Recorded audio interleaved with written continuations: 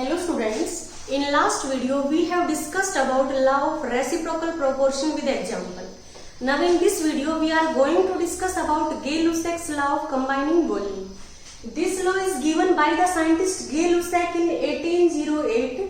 ये law क्या कहता है कि जब भी कोई भी गैसियस रिएक्टेंट्स आपस में कंबाइन होंगे तो वो वॉल्यूम उनका वॉल्यूम हमें लेना पड़ेगा कि जो हमारी मान लो ए और बी गैस आपस में कंबाइन होकर सी गैस बना रही है, तो हम ये देखेंगे कि ए और बी जिस वॉल्यूम में आपस में कंबाइन हो रहे हैं उनका भी रेशियो क्या है, सिंपल होल नंबर रेशियो है। और जब वो हमारा सी गैसियस प्रोडक्ट बन रहा है उसका रेशियो है वो रिएक्टेंट के साथ सिंपल होल नंबर में रहेगा।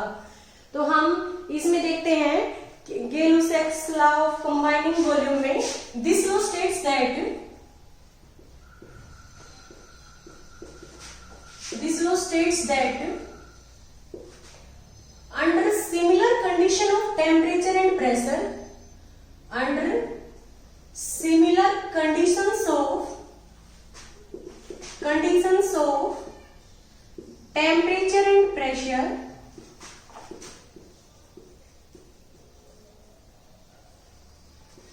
under similar condition of temperature and pressure, whenever gases combine, whenever gases combine, they do so in volume.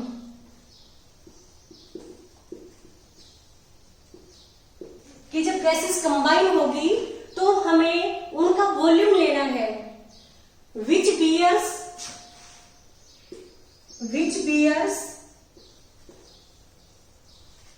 in simple whole number ratio, which bears in simple whole number ratio with each other and also with gaseous products, with each other and also with gaseous products.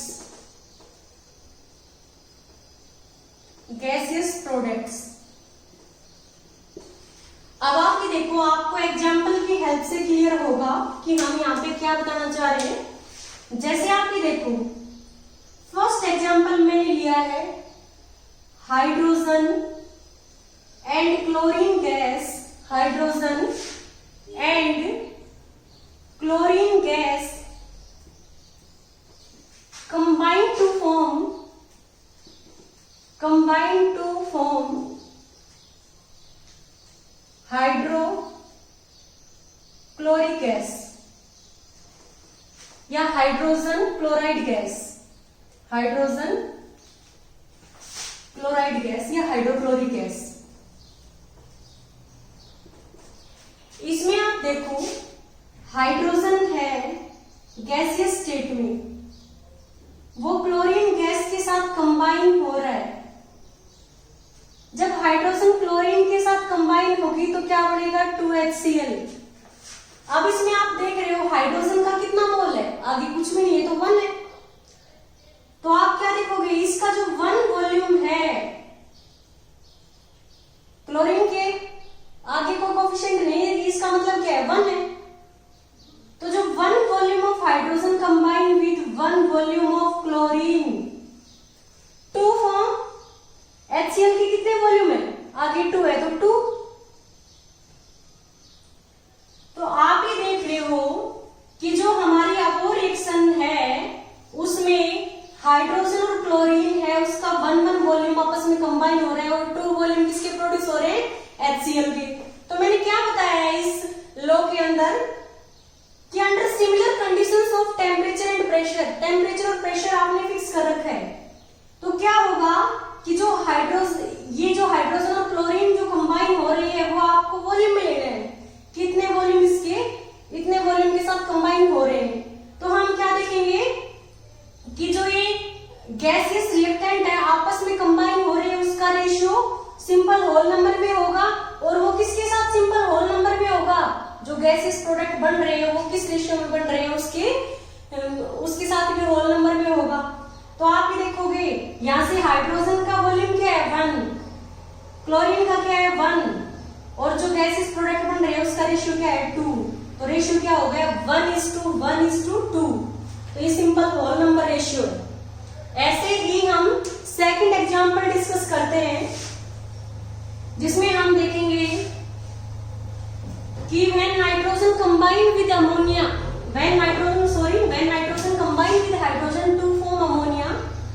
तो second example हो गया when nitrogen combine with hydrogen to form ammonia.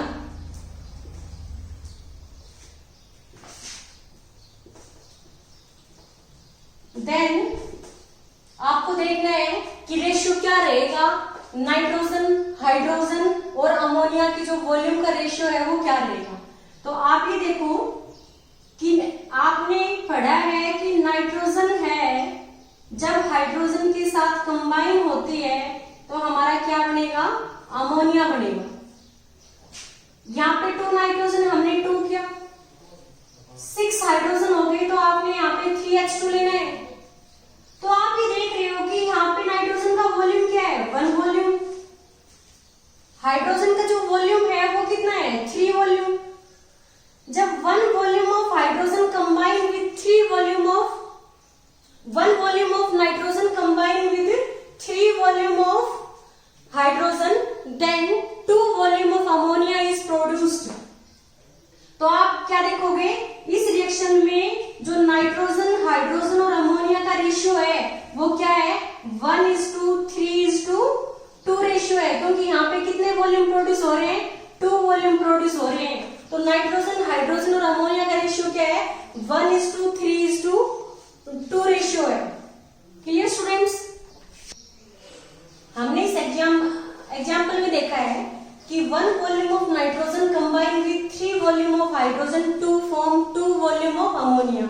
तो इस reaction में जो reactant का ratio है volume का वो 1:3 है, और ये प्रोडक्ट के साथ किस रेशियो में 2 रेशियो में। तो रेशियो क्या हो गया 1:3:2 रेशियो। अब हम एक एग्जाम्पल और डिस्कस करते हैं इसमें कि व्हेन,